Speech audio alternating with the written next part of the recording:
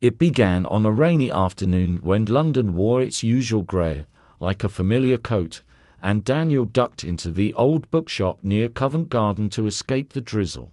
The bell on the door gave a thin, tired ring, and the smell struck him first: dust, old leather bindings, and a faint trace of lavender that must have come from the owner's sweater. Outside, tourists hurried past beneath glossy umbrellas, but inside everything felt hushed and private, a sanctuary of paper and breath, and the soft whisper of turning pages. He shook out his umbrella at the threshold and moved toward the poetry aisle without really thinking why.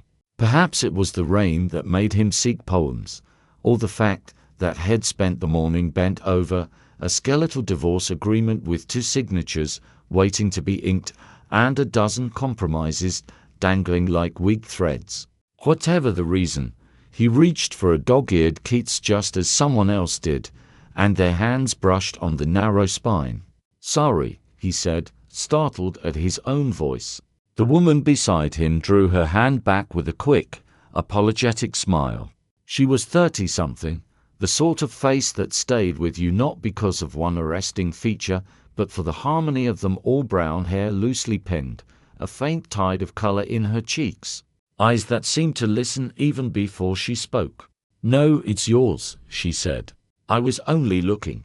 "Please," he said, and offered the book to her. "I've read it 100 times. "Then we should share," she replied, a little shyly. "Seems fair." He laughed, surprised at how warm it sounded in his own ears. "I'm Daniel." "Olivia," she said, and something like a shadow passed through her expression, a quick check against the instinct to be open with a stranger. Her phone buzzed in her coat pocket. She silenced it without looking and glanced at the window where the rain had thickened to a gauze. They ended up reading at the same scarred table under a brass lamp with a frayed shade.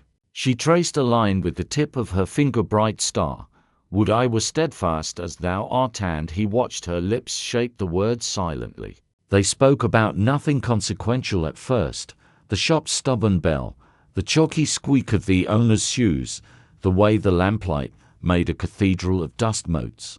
He learned she taught art at a secondary school in Islington, that she had 2 children who left glue sticks and glitter in every room they touched, that she felt a day was wasted if she had held a pencil or brush. She learned he was a partner-track lawyer who loved arguments the way some people loved chess, that he ran along the Thames at dawn when London was all hush and breath, that his son was obsessed with trains and his daughter with stars. It should have ended there, with the shared smile and the traded courtesies strangers give each other when the rain lightens and they remember their errands. But when the bell thinned the air again and she stood, he found himself saying, "There's a place around the corner that does honest coffee," and she hesitated only for the length of a breath before she nodded and said, "All right." The cafe was narrow and warm, mirrors on the walls doubling the flicker of candles set in enamel cups. They spoke about paintings, her voice quickening over Turner's Storms and Hamish's quiet rooms, and about speeches that had moved him, judges who asked questions with knives hidden in velvet. Their phones buzzed and hummed like restless insects, and they pretended not to hear. When they parted, it was on Neal Street under an awning that dripped like a metronome. "It was nice," she said, the word fragile in her mouth. "It was," he said, and for the first time in years the city looked newly drawn, lines sharpened by rain and the afterglow of being truly seen. A week later he wandered into the bookshop again with an excuse ready for himself. He needed a new copy of Yeats. His own was bristling with post-its. It would be good to mark clean pages, and found her in the aisle of art monographs, tilting a book so the spine would catch. Their surprise was a mirror. They pretended it was coincidence. Perhaps, for that second time, it was. They fell no, slid into a pattern that knitted itself without announcement. The cafe near Holborn with chipped blue saucers and a barista who sang under his breath. Late afternoons at the National Gallery, where they stood in front of a painting and invented stories for the figures trapped on the canvas. A walk through Lincoln's Inn Fields, where they spoke about children as if those lives were a geography they knew by heart, and also not at all. At first they did not say the words married or husband or wife, as if language could strip the color from what they were discovering. But one rainy evening, under a soot-smudged arch near the Strand, a taxi throwing up a fan of water that drenched their shoes, reality insisted. "My husband hates the rain," Olivia said lightly. "He thinks it's a mood." As if the sky were sulking. Daniel swallowed. "My wife loves it. She says London's honest when it rains." "Does she?" Olivia smiled. Something weary behind it. Maybe it's honesty that hurts. He almost reached for her then but didn't. Only later, lying awake with the soft weight of his daughter's sleep in the room beyond and the click of radiators counting off the hours, did he admit to himself that he was already keeping a secret he had no right to keep. They did not decide to cross any particular line, so much as discover they already had. A text that read, "I can't stop thinking about that painting," became, "I can't stop thinking about you." A brush of their shoulders in the museum turned into the electric shock of fingers meeting and holding, the small, shared gasp that said, "We will do this and pay later." They found a modest hotel in Bloomsbury, where the walls were lemon and the beds were crisp, and the receptionist left them alone. In those rooms their lives shared like damp coats at the door. He learned the places where she hid her sadness, in the hollow above her collarbone, in the quickness with which she laughed to keep tears from rising. She learned that the careful, articulate man could go quiet like snow, and that when he did he was honest in a way he could never be elsewhere. Afterward, they lay with the city breathing beyond the curtains. "We're terrible people," he said into her hair, and she breathed a trembling laugh against his skin. "Probably," she whispered, "but when I'm with you, I feel more honest than I do anywhere else." They agreed, without saying it, to keep their real lives immaculate. Every school run done. Every parent-teacher conference attended. Every dinner cooked. Every bedtime story read. Every email answered in time. They performed goodness like a well-rehearsed play, and then slipped out the stage door into the alley where the air was cold and unkind and precious. The danger was a scent they wore. Once, in late October, she returned home with rain in her hair, and her husband met her at the hallway mirror, picked a thread from her coat, and said, "You look different." She laughed, too bright. Another evening, Danielle's wife touched a smudge on his cuff and asked, "New calf?" And he told a rehearsed piece about a client meeting near Southwark, which was true if one trimmed and rearranged the edges of the day. In November, a small catastrophe.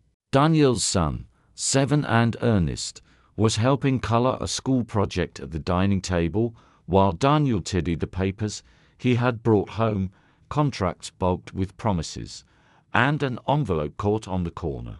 It spilled a postcard Olivia's hand had sketched Street Martin in the Fields in quick charcoal on a grey day.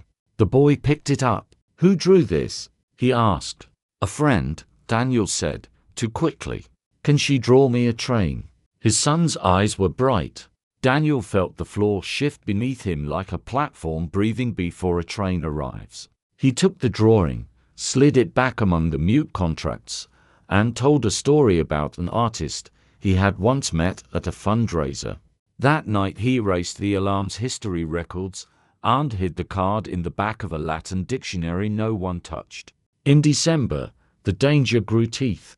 Olivia sat with her husband on the sofa while the children built forts from cushions and threw themselves against the soft walls with shrieks of victory. Her phone glowed on the coffee table with a message that said, "Tomorrow. Same light, same room." She had meant to turn off previews, meant to be careful, and had failed. Her husband glanced down and she reached across the coffee table as if for a coaster, covering the screen with a laugh that trembled. "I promised the TA'd do the raffle baskets again," she lied. He nodded, but later, while the children slept and the dishwasher hummed like a low tide, He stood at the sink longer than the situation required. "Are you happy?" he asked, not turning. "I'm tired," she said, and knew how cowardly it sounded even as she spoke. "It's the term. It's always mad in December." They met at a hotel near Russell Square, where the lobby smelled of lilac, of funerals and weddings at once. He put his forehead against hers in the lift. "We're reckless," he murmured. She kissed him with a mouth sharpened by fear. "Then hold still," she said, and their steadiness was a defiance. That winter was the season of alleys and corners. Their love carved a geography of hiding places from the city, the bench by the Serpentine where they sat like strangers who had accidentally chosen the same seat, the tea room in Marylebone where a bougainvillea tried to grow against the glass and failed, a path behind street, pools where the air smelled of old stone and breath. They were meticulous about their messages, ruthless about deleting, devout in their private caution. Even so, fate, petty and persistent, kept picking at the seams. January brought snow that turned London thin and bright, a whiteness that made sound travel differently. Danielle's wife watched him pull on his running shoes and said, "You're out early these days," but she was smiling. Ambitious for a man of 40. He kissed her forehead, a soft penance he hoped would count for something, and ran along the river while the city opened itself in cold, clean angles. February brought flu and with it the sort of domestic intimacy that would have struck anyone else as ordinary and struck him, now, as excruciatingly careful. He made soup and wiped noses and lay awake at 3 in the morning counting the sins he had added to his life, like beads on a thread. He did not message Olivia for 3 days, and she lay awake, too, holding the phone against her sternum as if proximity could stand in for permission. When at last they met again, the relief was a kind of grief. "We can't keep doing this," he said, meaning the panic, the pauses, the ungenerous gods of timing, and immediately the words felt like a betrayal. She nodded, brave, and then ruined it by pressing her mouth to his wrist, where his pulse answered like a bird beating against bars. "Then let's stop," she said, eyes hot and dry. They watched the lie between them grow a spine and stand up and walk away, and then they kissed as if to hurt it, as if to make it turn back. They began whispering escape in a way that was not fantasy, but planning. One night in March they sat at a corner table in a pub near Hampstead, the kind of corner where voices pull because the wood gives them permission. They could go to Paris, while Londoners go to become other versions of themselves. He could say he had a conference, she could claim a school retreat. 4 days, 5. Enough to see whether the feeling would hold when not stolen, whether the thrill would survive honesty. He booked the Eurostar and then cancelled it because his daughter earned a place in a science competition the same weekend, and he could not refuse to be the father who cheers at the right moments. She told herself it was a reprieve, a sign, and cried in the staff bathroom at school like a girl who had discovered she was ordinary. They rescheduled, and then her son broke his wrist falling from the low branch of a tree that had held him safely 100 times. The city seemed to mock their plans. London is a jealous lover. They joked and laughed like people with their backs to a cliff. In April, Olivia's husband found a receipt in her coat pocket from a hotel bar she had never entered with him. He held it up between 2 fingers like a dead moth. "Who is he?" he asked, too softly. Olivia's mind leapt and slipped, grasping for a version of the truth that could be contained. She said, "A colleague. We were planning an art auction for the school. We needed a quiet place to speak." He stared another moment, and then, to her astonishment and shame, said, "I'm sorry." She blinked. "What for?" "I've been absent," he said, rubbing his eyes. "I suppose I've made you lonely." She wanted to tell him that sometimes loneliness grows where someone stands too close, that absence isn't only measured by distance. Instead, she nodded, let him hold her, and left her body standing in the kitchen like a good wife, while her heart ran down a corridor she had already mapped.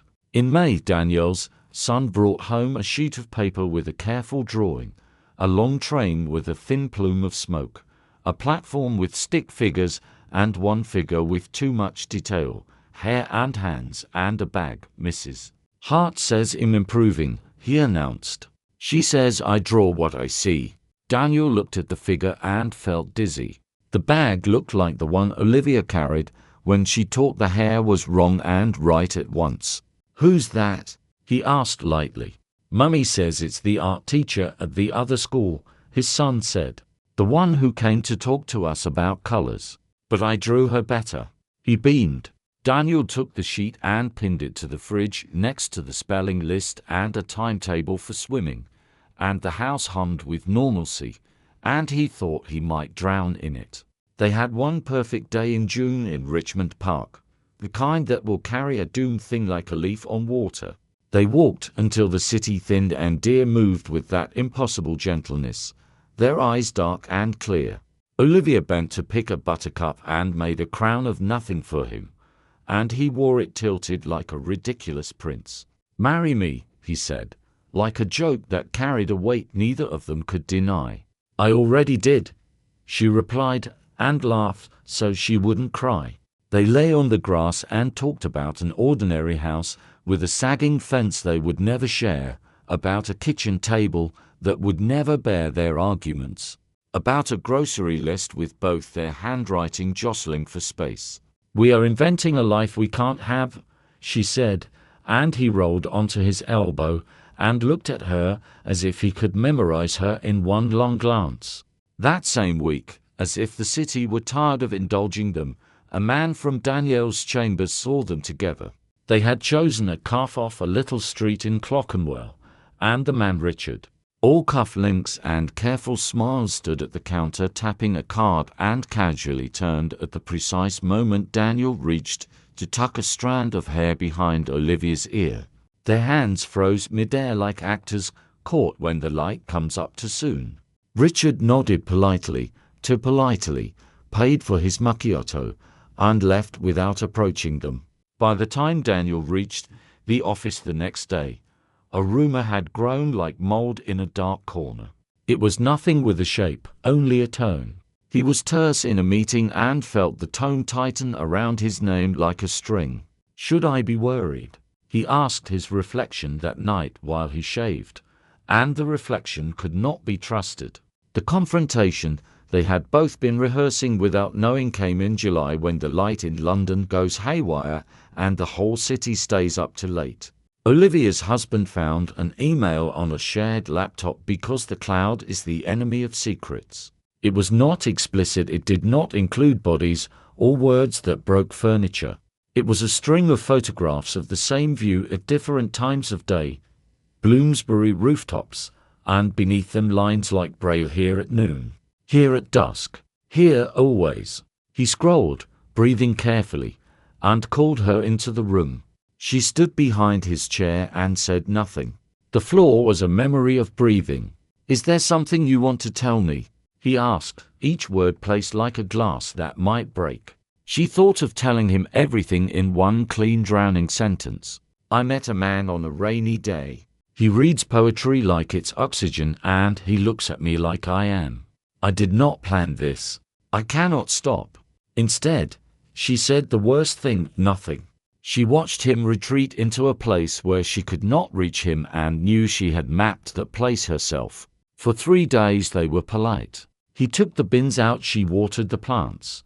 At night they lay in bed like passengers on different trains passing through the same midnight. On the 4th day he said, "I'll give you time," and left for a business trip he had not told her about, and she knew what that meant. She packed the children's lunches and signed permission slips and texted Daniel, "I can't breathe." He wrote, "Meet me." They met at the bookshop, because beginnings demand witnesses. The bell sounded exactly as it had on the first day. The owner looked up without interest. The lamp made its halo. They did not touch in the aisle. They stood with a book between them like an altar. "I can't see you for a while," she said. "For a while," he echoed, Knowing that while can stretch into a lifetime if you let it. We always say, well, be brave, she said, and her laugh made him fall in love with her again, which felt useless and triumphant at once. Maybe bravery is staying or leaving, he said, and the truth settled between them like a third person with their name on it. They stopped meeting. The city persisted. He sent her messages in 2 weeks, each smaller than the last, like a candle burned to a stub. She did not answer. Then came the afternoon that would be the end they had not planned, but somehow deserved. It was early spring. Changeable weather. When King's Cross looks like a story about to be told. Daniel had just extracted himself from a meeting near Gray's Inn and cut through toward the station to catch the tube, case files in his hand in a blue folder that bore a firm's logo he was beginning to hate. Olivia was there by accident of buses and schedules and the small tyrannies of daily life. She had taken her students to an exhibition and was shepherding brushes and tubes and permission slips and a tired body back toward home, when she stepped into the concourse and saw him. There is a silence that occurs only in crowded places when one face becomes the whole world. The announcements blurred, the roll of wheels and the echoing chatter softened to a pulse. He stopped. She stopped. They were 3 steps apart. Olivia, he said, and the word was an exhale he had been holding since July. Daniel, she answered. His name was a door she knew she should not open.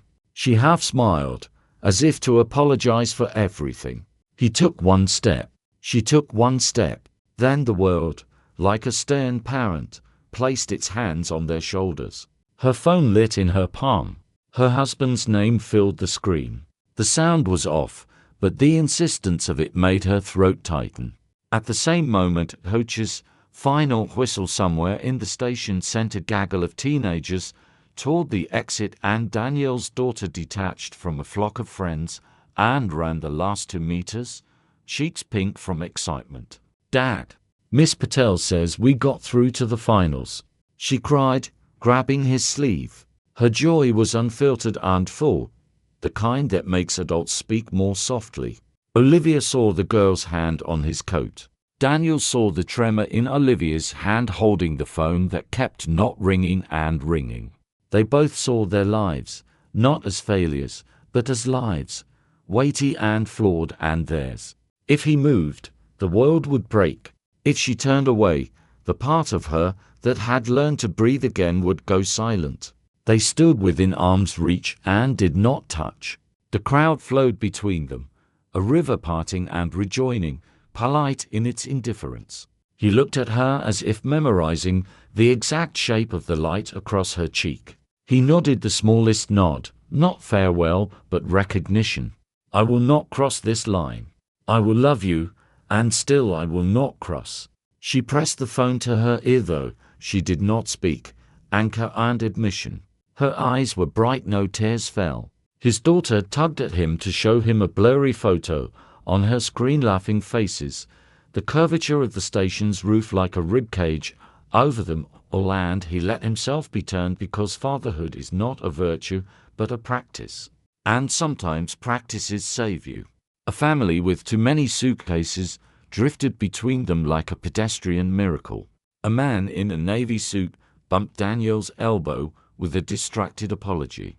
A woman pushing a buggy wheeled past and Olivia stepped aside, and in that half-step the spell released its last breath. He mouthed, "I'm sorry," and meant for everything: the beginning, the delays, the hotel sheets that smelled like lemon and choice. She shook her head, one snow apology, and meant, "Thank you for the time we stole." He smiled a small, private smile that would have to last a lifetime, and then he turned with his daughter and let the river take him. She remained 1 heartbeat longer, the call still open and unspoken, and then she walked toward the doors with their automatic breath. The sky above King's Cross had decided on rain again.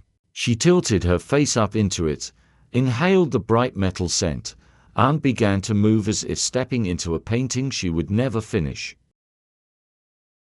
That night, He stood in the doorway of his daughter's room and listened to the steady tide of her sleeping. He went to his desk, opened the drawer where he had hidden the charcoal postcard of Street Martin in the Fields, and laid it on the wood. He did not touch it. He stood and looked until looking was a kind of pain he could carry. That night, she sat at the long table in her studio where the light is never right and washed a canvas with a thin ground, the color of early fog. She placed a square of paper in the center and drew lines that did not connect. In the margin she wrote a title and then scratched it out and wrote another. Covent Garden, Rain. She left the page untitled in the end because some things are more honest unnamed.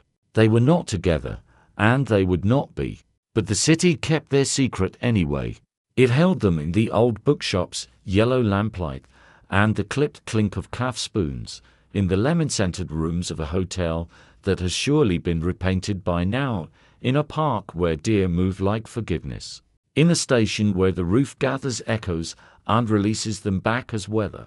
Their love did not evaporate. It settled into London the way rain does, visible on glass and then only as a sound on the eaves and then only as a damp that lingers, that you notice when you least expect to. Sometimes, in the years that came after, he would cross the piazza at Covent Garden and catch a whiff of lavender under the smell of coffee and stone, and his chest would lift and fall as if remembering how to run. Sometimes, painting with a curve of cobalt that broke cleanly against white, she would look up at nothing and feel a knob returning itself across a room that was not there. They did not write. They did not call. The temptation that had felt like oxygen became something quieter, a scar that did not throb, but did not forget. There are endings that break, and there are endings that close like a book with a careful hand. Theirs did neither. It remained open on a table somewhere, a page held down by a cup, the ink still bright, the story complete because it could go no further without becoming untrue. And if, when rain began, each of them paused and tilted their heads, as if listening for a bell in a bookshop, that was only because London remembers what you ask it to keep.